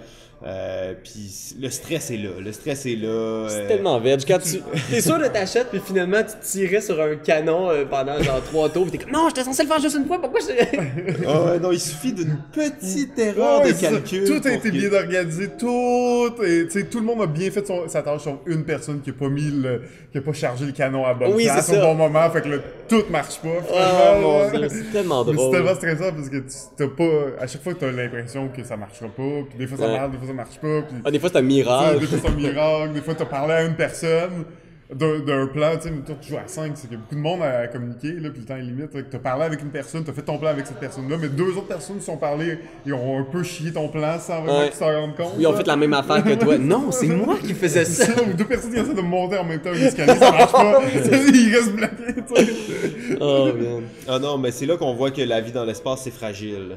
Ouais, Alors c'était mon numéro 3, Space Alert. Numéro 2. En numéro 2, il s'agit de Paperback ou Hardback, qui est comme son espèce de successeur spirituel qui est sorti cette année sur Kickstarter. Ah, j'ai pas vu ça. C'est en fait c'est simple, c'est un deck builder. Tu fais de la construction de paquets avec des lettres. Fait que tu construis un deck de lettres. Puis là tu fais des mots. Puis là tes mots te donnent des points qui te permettent d'acheter d'autres lettres plus fortes. Puis, ok. Moi c'est Mais quand tu dis que tu fais des mots, là, c'est un jeu genre comme le Scrabble. C'est vraiment comme le Scrabble. Mais ouais. un deck building, fait que tu fais des Exact. combos, genre, puis tu Exact. recrées tes mêmes mots. Puis si cette lettre-là est au début de ton mot, ben là tu vas pouvoir tirer une carte. Puis cette lettre-là, Ok, fait qu'il y a des positions dans les mots. ouais, ça devient un gros casse-tête. Puis moi en fait c'est parce que c'est vraiment mon jeu de couple. Ma blonde n'est vraiment pas jeu de société en général, mais elle est vraiment Boggle, Scrabble à fond la caisse. Tu sais, elle a des applications de Boggle sur son téléphone. Puis moi, ben, je suis vraiment deck building, fait qu'on s'est tellement retrouvés dans ce jeu-là. oui, C'est genre votre jeu parfait pour Ouais, vous deux. c'est ça. là. Fait que c'est le genre de jeu que je pourrais jouer vraiment non-stop. Tu sais, il y a des jeux que j'aime, que je peux pas jouer plus que 2-3 fois par année parce que Tu vas te tanner. je vais me tanner. Mais celui-là, on pourrait jouer une fois par semaine, puis c'est tellement le genre de jeu qui se joue à l'infini. Faut juste faire des mots, puis à chaque fois, t'inventes des nouveaux mots, on se donne des défis, là, il y a des extensions qui sont sorties, puis... Mais quand tu dis que t'inventes des mots, c'est-tu des vrais mots? Oui, il faut que ce soit des vrais mots, mais Ok, tu sais, quand tu surprends l'autre avec « Ah man, j'ai rien dans cette main-là », puis « Oh, attends! » Non. Là, c'est un mot qui sort de nulle part. Bombance ou whatever de... c'est vraiment chouette, mais bien sûr, faut aimer les jeux de mots. Ouais. Mais il y a un côté quand même jeu, il y a un vrai jeu derrière où tu vas bâtir un deck. Puis Mais c'est un mix que j'avais vu nulle part, hein, en fait. Deck building de mots, c'est assez original, nouveau concept un peu. Je sais que c'est un jeu quand même, il est sorti peut-être 2-3 ans déjà. Y a-t-il une version française qui est sortie à ta connaissance? Non, hein, c'est ça que Il n'y a pas encore de... Puis moi, ça a été mon gros bémol, puis ce qui m'a un peu freiné à acheter Paperback au départ. Je savais pas si c'était pour fonctionner. Paperback, il faut que tu enlèves certaines cartes pour que ça fonctionne, parce qu'il y a des genre lettres... toutes les W. Il y a les W, puis il y a des lettres, des cartes lettres doubles. Mettons, tu as une carte, c'est marqué NG dessus. Ah, ok, ouais, fait qu'en français, mettons, ça marche pas. C'est là. difficile. Fait qu'on en retire certaines. Mais là, Hardback, qui est sorti cette année sur Kickstarter, Tim Flowers a assuré, je pense, il a fait l'édition du jeu, mais c'est Jeff Beck qui a fait le design, puis c'est un Star Realms. Ah, ok. C'est un Star Nice. Realms. Ah ouais. De mots? Ouais, de mots. Fait que t'as des cartes de différentes couleurs, puis dépendamment si t'as un mot avec full de verres, ben là, tous les verres vont se combiner pour faire leur combo. Oh, Fait que là, nice. t'investis dans... Puis c'est des romans d'horreur, les vertes, les rouges, c'est des romans d'amour, des choses comme Ok, ça. ah, c'est très cool. C'est vraiment hot, puis le gros avantage de Hardback, c'est que toutes les lettres, tu peux décider de les jouer sur le rando pour en faire des jokers, des wild. Fait que ça, c'est le gros avantage. Fait que, mettons, les cartes doubles, tu t'en fous un peu quand tu joues en français, tu fais juste un joker avec. Il n'y a pas de carte double Ah, y a pas dans de carte Hardback, double, ok. ils les ont enlevés. Fait que ça a vraiment permis que Hardback se joue mieux dans une langue autre que l'anglais. Pas parfaitement, mais Pas un peu mieux. parfaitement, mais vraiment pour nous. Mais je pense pour ça qu'on n'a pas tant entendu parler, parce que j'ai entendu parler de J'ai Paperback vu quand il est souvent, sorti, mais- mais le problème, c'est justement, les jeux de mots, s'il n'est pas fait en français, ben souvent, c'est pas tout à fait adapté. Exact. Fait que c'est pour ça qu'il est probablement pas très distribué au Québec, pas très présent, mais c'est à cause de cette traduction qui n'est pas faite là, pour ce genre de jeu. Oh, et sans plus attendre, le numéro uno de tous les temps du MJ le plus connu du Québec, maître marionnettiste, son jeu le plus prisé. Alors, je dirais, mon numéro 1, Game of Thrones, the board game. Oh, malheureusement. Oui. Mauvaise réponse. Parce que, tu sais, faire un top, souvent, c'est un exercice rationnel. Tu essaies d'être. Mais il y a le côté émotif qui rentre tout le temps. Il y a le côté émotif, puis mon numéro 1, c'est pas mal toujours le cœur qui parle. Ok. Et c'est parce que Game of Thrones, on a fait tellement de parties Game of Thrones. Ça a été un jeu avec mon groupe d'amis plus gamer. On jouait à ça non-stop, puis on a vraiment maîtrisé l'espèce de méta du jeu. Les différents pouvoirs asymétriques des factions, les mains de cartes. C'est un jeu de conquête dans l'univers de George R. R. Martin. C'est comment dire, c'est un peu old school. C'est tellement bon. Ça y est. Il est parti, il va appeler ses amis, les gars, on se fait une game en fin de semaine. C'est vraiment le genre de jeu qu'il faut qu'on se pogne au moins une fois par année pour les faire. On a un ami de Québec qui descend pour faire les parties avec nous. Okay, ouais. Puis, ce que j'aime de ça, c'est l'espèce d'aspect bluff aussi des batailles. Il y a pratiquement pas de hasard dans le jeu, donc tout est toujours à vue. Et l'élément politique qu'on retrouve vraiment dans le gameplay, c'est que tu peux donner des ordres à tes troupes pour qu'ils supportent des combats. Et à ce moment-là, tu viens vraiment comme mettre un grain de sable dans l'engrenage de tous tes amis parce que là, ils voient « Oh! Il y a du support au milieu de la carte! » Mais quelle bataille va-t-il supporter? Parce qu'il y a plein de batailles cruciales qui se déroulent autour de lui. Fait que là, je suis comme « OK, là, il va falloir que quelqu'un me mette ça à la traque du trône parce que sinon, je supporte personne. » Et, oh man, il y a tellement de... Il y a beaucoup de tactiques aussi. Une fois que tu connais un peu le board et les espaces clés à maîtriser, ça devient rapidement très requin. Oui. C'est tough parce qu'il faut que tu fasses des alliances, t'as pas le choix, mais en même temps, si tu gardes tes alliances trop longtemps, c'est pas toi qui va gagner la partie. Moi, j'ai vraiment trippé. C'est sûr que c'est le genre de patente qu'il faut que tu apprennes. C'est-à-dire, si tu fais une game à 5 puis une personne qui a jamais joué, cette personne-là va se faire torcher Elle va souffrir pendant longtemps. Je vais te suggérer, tu devrais faire ça. C'est juste un conseil d'amis. C'est qu'il n'y a plus d'amis là, quand c'est commencé la game. Ah non, puis pour vrai, on a eu des vraies chicanes, tu sais. J'espère, c'est ça le but de ces jeux-là. C'est tendu comme jeu, c'est très très mais en fait, tendu. faut que j'amène sur la table le fait, bon, j'avais une déception claire quand t'as mentionné Game of Thrones. En plus, je suis un fan de Game of Thrones et tout ça, mais mon amour pour diplomatie m'a jamais permis d'aimer Game of Thrones. Cet amour-là était toujours trop fort et a toujours supplanté tous les jeux qui se voulaient des genres de diplomatie. Oh god. Et, c'est vraiment pas pareil. Mais tu sais, c'est vraiment pas pareil, mais c'est tellement pas loin que c'est dur de pas les comparer en fait. Mais oui, je comprends quand même l'attrait de ce jeu-là. Je le vois le plaisir justement de manigancer, de crosser du monde. Pour moi, une des faiblesses du jeu, c'est que tu peux pas gagner en équipe. Je comprends que dans Game of Thrones, il y a juste un trône, mais dans Diplomatie, c'est un peu la force du jeu, c'est que tu peux vraiment gagner en équipe. Fait que oui, tu peux trahir, mais tu peux ne pas trahir aussi. Tu peux bâtir quelque chose avec quelqu'un. Tu vas toujours avoir peur de backstab, sauf qu'au moins, à un certain point, vous pouvez vous serrer la main et être victorieux ensemble. T'sais. Wow. Mais oui, Game of Thrones, c'est un jeu épique, hein? C'est un gros jeu. T'es-tu un fan de l'univers en plus ou... Ouais, gros fan. J'étais à Winds of Winter avec impatience. Ok, oui. Mais là, mentons-nous pas, hein. Il n'y aura pas le temps de l'écrire. Non, mais ça, on le s'entend. On s'entend que c'est correct. Il a déjà leaké la fin aux gens d'HBO. Ah oui, fait que les gens d'HBO vont écrire Winds of Winter, pas de problème. non, mais malheureusement, si t'attends le dernier livre, oublie ça. Il est ben trop occupé à signer des autographes un peu partout dans le monde, dans toutes les Comic-Con du monde. Écrire des side quests à des personnages. Tu vois que ce gars-là, il a passé sa vie à écrire ça et il a la reconnaissance dont il a rêvé quand il a genre 70 ans, peut-être plus, qui est sur le point de crever, qui est vraiment vieux, qui est vraiment malade et tout ça. Faut qu'il en profite, là. C'est malade. Faut qu'il soit au maximum à fond, il pourra pas écrire la fin. Mais il l'a leaké aux gens d'HBO. La fin, tout le monde meurt.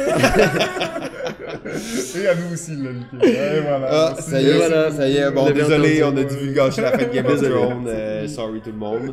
Ben, c'était ça, en fait, hein, rencontre avec Pierre-Louis. En fait, super gars, vraiment sympa. Il y a vraiment un bon top 10, en fait. Je dois avouer que à part quelques jeux là-dedans, ils pourraient pratiquement tous se retrouver dans mon top 10. Et ça, c'est rare que tu rencontres quelqu'un qui peut partager comme 3 ou 4 jeux dans ton top 10. Il y en a pas beaucoup, hein. Fait que je trouve ça vraiment intéressant de voir ça. Pierre-Louis, merci beaucoup de t'être déplacé ce soir, d'être venu à notre micro. J'espère qu'on aura la chance de se recroiser. Ben oui, merci tellement de m'avoir invité, ça a été un vrai plaisir. Ben, c'était très cool. Ouais, JF, je vois là que tu fais des petites recherches. Puis Je fais ça, pas des j'imagine petites que tu avais des choses à plugger. J'ai pas des choses à plugger, mais il faut quand même dire où on est aujourd'hui. On l'a dit, et là on va en parler un peu plus. On va faire une petite intro. On est à l'Adversaire, en fait, qui est le nouveau pub ludique. Qui se trouve dans le quartier Hochelaga-Maisonneuve, un quartier en plein embourgeoisement, tout à fait sécuritaire. C'est parfait. Jeff, encore un peu mixé, là, disons, mais oui, ça se trouve au 4303 rue Sainte-Catherine-S. Alors, ils nous ont ouvert les portes aujourd'hui. Journée fermée là, les lundis à ce pub-là, mais ouvert tous les autres jours, là, du mardi au dimanche. C'est fermé, mais c'est quand même plein, on s'entend. On s'entend, il y a de l'ambiance quand même quand c'est fermé. T'imagines quand c'est plein et quand c'est ouvert. Exact, ça doit être assez intense. Alors, ben oui, c'est le nouveau bar ludique là, dans Hochelaga.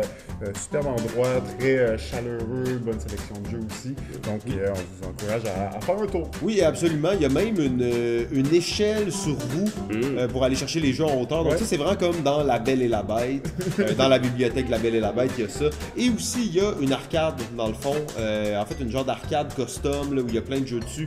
Ça, je trouvais ça cool. En fait, je savais pas qu'il y avait ça. Donc, je trouvais ça assez intéressant. Oui, ils ont des plans aussi d'entrer plus d'arcade, d'en avoir 4 ou 5 là, en roulant. Donc, d'avoir aussi... pas trop de promesses. Là. Ils disaient ça tantôt, justement. Ils ont dit une piscine à vague. Une piscine à vague. J'ai vraiment hâte. Moi, j'ai mon costume, comme toujours. Mais, sur le toit, hein, c'est ça? Oui, sur le toit. Ouais, ça, mais il fallait qu'il renforce la structure du bâtiment. Ouais, je pense qu'il faut qu'il exproprie aussi des gens pour faire ça. Ah ouais, ça c'est chiant. Ça va mais être bon, il n'y a aucune limite pour le jeu. On n'est pas rendu là encore. Non, c'est ça. Exactement. Donc, merci à l'adversaire de nous avoir guidé. Ça va être une place très cool. On va venir gamer ici un petit peu prochainement, j'imagine. Bien sûr. Donc, Pierre-Louis, merci encore énormément, encore une fois, pour ton temps. On va te laisser retourner près de ta famille. Peut-être maintenant que tes filles dorment et tu pourras faire une game de paperback. Oh yes! Et JF, merci encore une fois pour ta participation si active à l'épisode. Et sur ça, on se dit, continue à jouer. Balado ludique remercie son diffuseur jeux.ca. La musique est une gracieuseté de bensound.com.